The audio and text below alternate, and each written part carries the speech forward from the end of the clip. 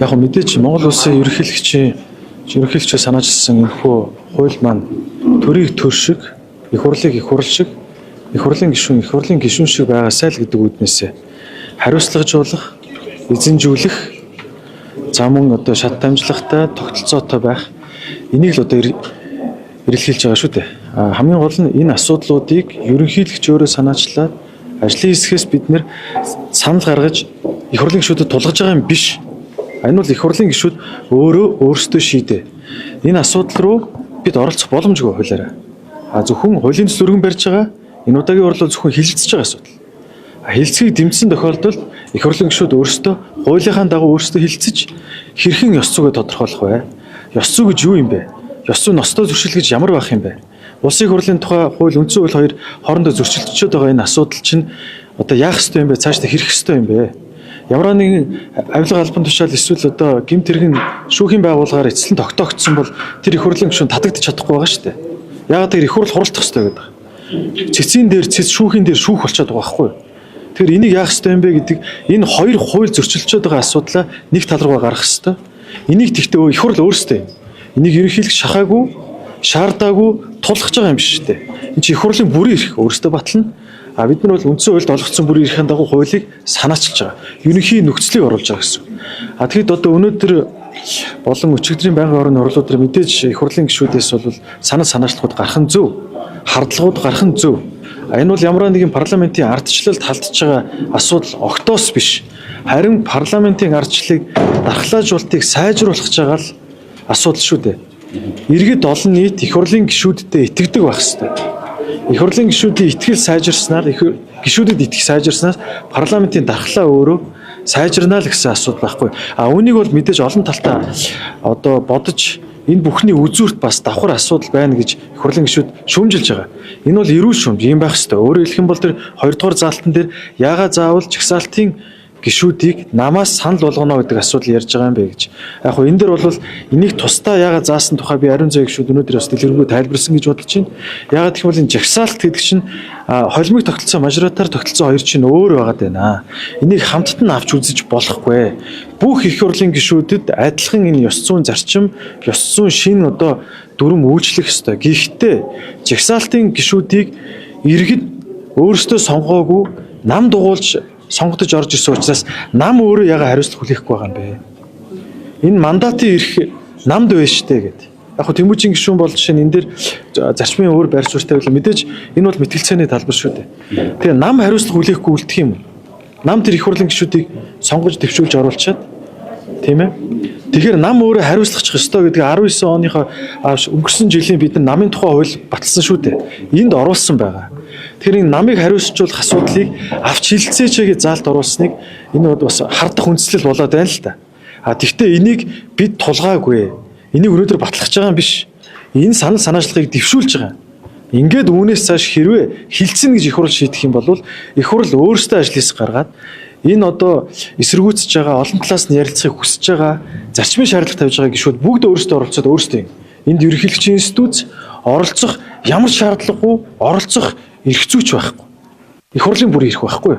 Өөрсдөө тодорхойлоод өөрсдөө хэмдэр ерөнхийлөгч институт биднийг ээж дараалан намлах гэж байна гэдэг одоо асуудал ярьж штэ. Ийм утгагүй юм байж болохгүй штэ. Ерөнхийлөгчийн институт өөрөө нам бус байх ёстой гэдэг асуудал яриад байна. Одоо нам бус байх ёстой гэж байна. Одоо чинь ерөнхийлөгчийн хамгийн дарга удирдсан зөвлөлийн гишүүн байна гэж шүүмжилж байгаа байхгүй юу?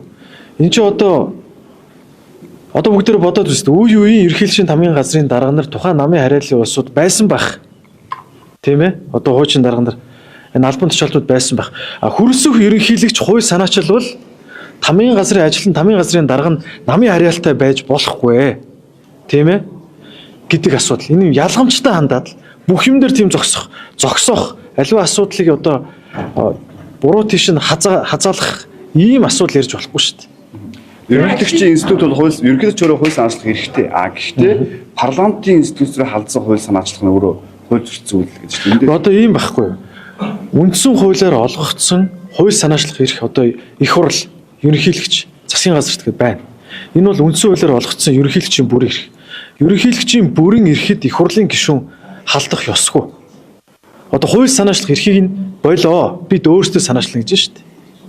Энэ хууль санаачлага эрэхтэй субъектүүдтэй бүрэн бий. Хэрв хууль санаачлага эрх буюу үндсэн хуулиар заасан бүрэн эрх нь хин нэгэн халдах хориотой.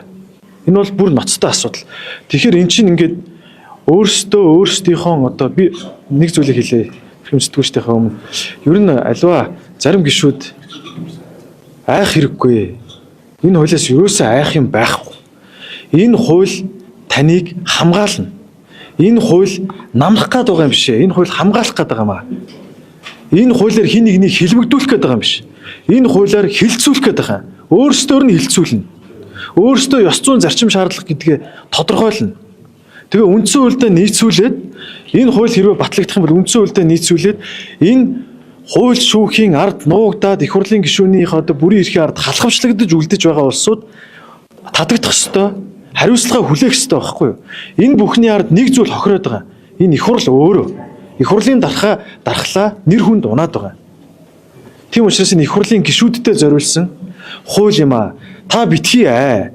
Та ёс зүйтэй, зарчимтай ажилдаа ирээд цагтаа бүртгүүлээд саналаа өгөөд гишүүн шиг гишүүн байхад таныг энэ хууль хамгаална. Харин би зарим гишүүд мэдээж одоо энэ бүхний ард энэ улс төрийн нэг намд одоо эрхийг төлрүүлэх чинь гэсэн хардлага байгаа юу? Байгаа. Энэ дээр ярилцах ёстой юу? Байгаа. Энийг харин бид хэлэлцээч. Яг уу энэ жагсаалтын асуудал гэдэг чинь намын хариуцлага юм а гэдэг үүднээсээ хоёрдугаар заалт оруулчихсан учраас биднийг одоо хардж штэ. Тийм болохоор энийг өөрсдөө хэлэлцээд өөртөө засаад яваа. Энэ бол бүрийн эрх нь байхгүй. Энэ тулгын шаардсан асуудал биш. Харин үүнийг ашиглаж хэд одоо улс төржүүлж ямар нэгэн улс төрийн одоо бас нэг тодорхой хэмжээний кредит өөртөө цуглуулах гэсэн бас зарим нэг гишүүд одоо ярьж байгааг үгүйсэхгүй. Ажлын хэсгийн төлөөлөлсөн агуулгын нэгээр асуултанд хариулж чадах улс төрийн гишүүд оромжсэн гэдэг. Яг нь одоо энэ бол байнгын орон тийм байнгын ороноос тийм байнгын орон дээр ч гэсэн одоо миний оюун ерөнхий сайдтай ярьсан асуудал бас хурц ярьсан асуудлууд гарлаа, сая ч бас гарлаа. Ер нь бол бид нар нэг л Монголын төр. Бид нар Монгол улсын их хурл, Монгол улсын ерөнхийлөгч, засгийн газар нэг л Монголын төр. Манай Монголын ард иргэд ард түмэн бид бүгднийг л Монголын төр гэж хардаг. Гэтэл бид институт хоорондоо хүндэтгэлтэй байх хэрэгтэй. Аливаа асуудал дээр. Хүндэтгэл өөрөө хүндэтгэлийг дагуулдаг гэж боддог. Хин нэгэн хууль санаачсны төлөө хууль санаач ажлын хэсгээс тайлбар хийсний төлөө байнгын орон дээр тийм ээ хүндэтгэлгүй өөртөө хариулт авах. Хүндэтгэлгүй байдлаар гүтгүүлэх.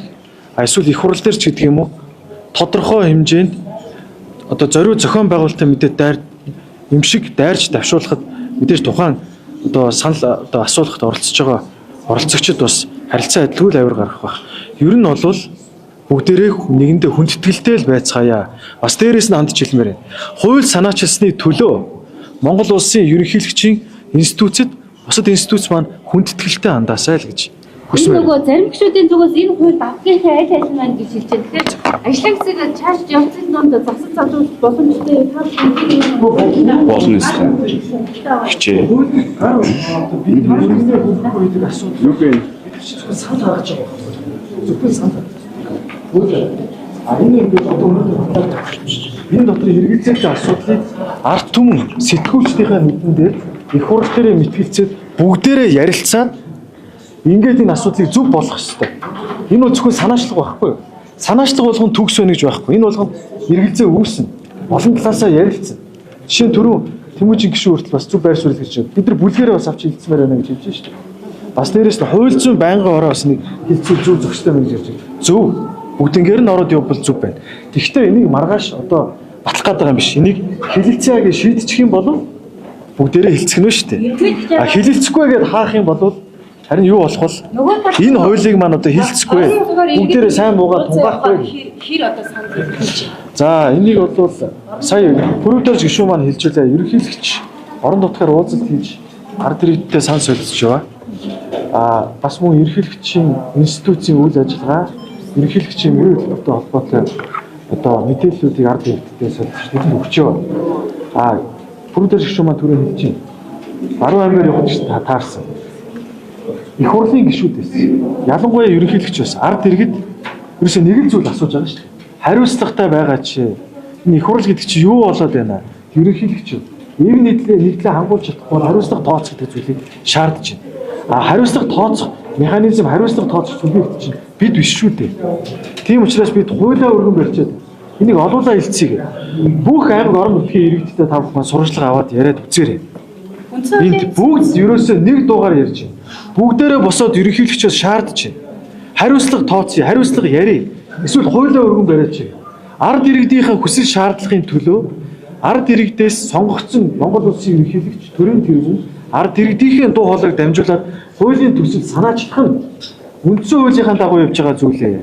Үүнийг бол олон талаас нь хардсан ч олуулаа хэлцэх хэрэг нь парламентийн бүрэн эрх юм аа. Ерөнхийдөө яагаад аюул татах хэсгийг одоо шийддэг субъект юм уу мөн үү? Үндсэн хуулийн цэц ер нь бол устрын одоо нөлөөнд авчдаг гэсэн хардлага байдаг шүү дээ. Одоо энэ угаасаа хуулиараа үндсэн хуулийн цэц ямар асуудлыг шийдэх үү, шүүх нь ямар асуудал шийдэх үү гэдэг бүх тодорхой заасан байдаг учраас үндсэн хуулийнхаа малгайн дээр явж байгаа асуудлуудыг бид энэ нь зөв, энэ нь буруу. Ийм учраас үндсэн хуулийн цэц энэ дээр одоо гадны нөлөөтэй нөлөөгүй гэж ийм шүүмж өгөх бол зохисгүй л дээ. Хуулийнхаа дагуу явж байгаа шүү. Дарга бэмж аргалыг улсын хурлын гишүүд үндэсний аюулгүй байдлын зөвлөлийн дарга энэ хуулийг тайлбарлаа гэж бас шүүмжлээд байдаг. Тэгэхээр ерөнхийдөө яагаад хуулийн зөвлөлт тавьдаг? За энэ бол ерөнхийлөгч манай ерөнхийлөгчийн тамгын газар ерөнхийлөгчд хуулийн зөвлөхөөр одоор томилдог байгаа. А бид нар бол энэ хуулийн төслийг санаачлаад ажиллаж явахдаа ажлын хэсэг байгуулсан. Ажлын хэсгийн хэсэгт бол бям жаргал даргал өмнө манад хуулийн зөвлөгч байсан, ажиллаж байсан. Тэгээд дээрээс ажлын хэсэгт орж ажиллаж байгаа зөвшөлтснөөр мөн аюулгүй зөвлөлийн нарийн бичгийн дарга нь үндсэн хуулийн заасан өөртөө үүрэгтэй үндсэн чиг үүрэгтэй. Тэр нь аюулгүй зөвлөлийн гишүүдэд одоо туслалцаа үзүүлэгчийг үүрэгтэй байхгүй. Тэгээд өөрөө ажлын хэсгийн гишүүн. За мөн бас сэтгүүлчтэй хамт хэлмээр 2019 оны үндсэн хуулийн өөрчлөлтийг бичлэлцэж байсан доктор байхгүй юу? Тэгэхээр бид нар чинь одоо хин нэг ийм албан тушаалтай учраас чи ийм хоол ажиллахгүй одоо ерөөсөө дандаа нөгөө даблстанда ялгамжтай хандах зүйлийг хийж байна л да.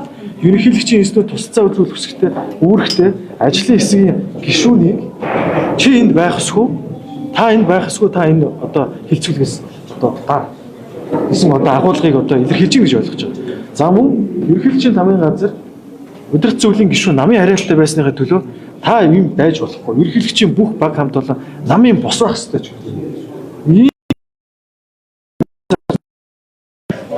Энэ бол ерөөс дандаа субъектив чин чанартай одоо ийм зүйл болж байна. Энд бол би төлийг харамсаж байна. Тэгвэл яг бид маш зөв бас гарцсан дээр хэвлэл мэдээлэл сэтгүүлчид их хурлын гишүүд бид нар бүгдээрээ нэг зүйл дээр санал нэг байна. Энэ бол энэ хуулийг тодорхой хэмжээнд хэлцэх ёстой байна. Зөв асуудлыг ярилцах ёстой байна. А буруу асуудал байгаа бол тэрийг засах ёстой байна. Тэрийг засах нь нээлттэй. А бид тэдэн дээр ямар нэгэн шалт үзүүлэх ямар ч тийм их зүйн болцоо. Парламентын давталаараа хатчих гэдэг нь үүн дээр ихэнх хамгаалалт. Тэгээд гişүүд суугаж одоо өшөө авалт хийж одоо гişүүнээс сэтгэл зүйч ийм харгалыг бол хийдэг байлаа. Энэ хууль хизээрээс яаж хийж А хэрвээ батлагдвал хэрвээ хууль батлагдсан өдрөөс ирэх юм. Хэрвээ батлагтаад батлагдсан өдрөөс хэрэгжээд явхад одоо өмнөх асуудлыг тийм ээ буцаж шийдэхгүй үгүй юу гэдэг одоо буцаж үйлчлэхгүй үгүй гэдэг асуудал байгаа шүү дээ. Буцаж үйлчлэхгүй гэж би бодож байна. А буцаж үйлчлэх үгүй мэдээж дараах хуулиудаараа бас л мөн их хурл маань шийдэж шүү. Тийм ээ. А бид нар өөрсдийнхөө хүрээнд шийдэж байгаа. Үс сонзонгийн сэтлэр хэрвээ энэ асуудлыг намын хуваагдсаар энэ хийх юм бол Монгол улсын ерөнхийлөгч яаж эв нэгдлийг хангах чинь үүрэгтэй байж болох вэ? Энд чинь эв нэгдлийг хангах дээрээс нь парламентын дархлааг сайжруулахын тулд энэ бүхэн хийгдэж байгаа.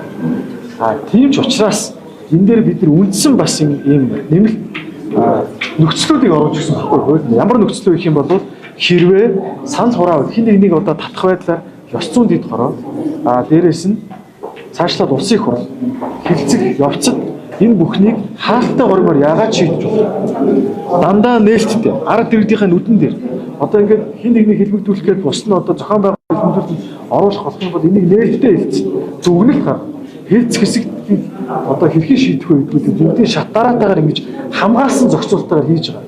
Эцсийн дүндээ улсын хурл өөрөө шийдвэр гаргачаад байвал улсын хурлын шийдвэрийг хянах цэцэн өөрөө хям гэж байна шүү дахиад. Энэ чинь хин нэгнийг бид нар хэлбэгдүүлэх гээд байна уу эсвэл хин нэгнийг хууль журамтай байж их хурл өөрчлөгдөнө. Дараагийн их хурлын сонгуульд одоо намуудаас гаргах жигсаалтад оруулах гишүүдэд өөрчлөлт ирнэ. Хариуцлагатай болно. Намын тухай хууль батлагдсныхаа дагуу ёс зүйн асуудлууд яригдана. Эрсдэл ордог болно. Бүртгүүлдэг болно, тийм ээ. За тэгээ мэдээ чинь хардаад байгаа асуудлуудыг бол чөлөөтэй шүү дээ. Их хурлын гишүүд өөрсдөө тийм хасаж болно шүү дээ. Бүрэн ирэх нь байгаа байхгүй юу? А тэгэхээр заавал субъектив байдлаар одоо бид нар л ингэж хандах нь бол зохисгүй асуудал гэж